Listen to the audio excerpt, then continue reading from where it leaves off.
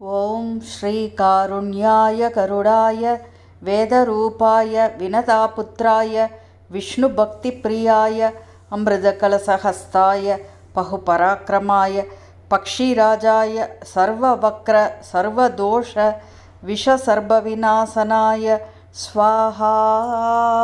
அன்பர்கள் அனைவருக்கும் வணக்கம். பெருமாளின் வாகனமான கருட பகவானை வழிபடுவதன் மூலம் நாகதோஷம் மற்றும் ராகுகேது தோஷங்கள் நீங்கும் என்பது நம்பிக்கை.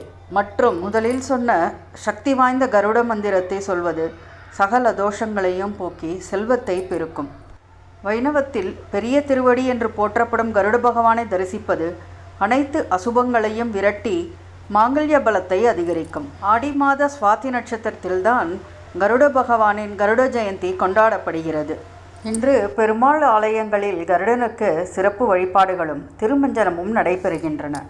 வாழ்வில் உள்ள சர்வ தோஷங்களையும் விஷ பயத்தையும் துஷ்ட சக்திகளையும் நீக்க பக்தர்கள் கருடனை வழிபடுகிறார்கள்.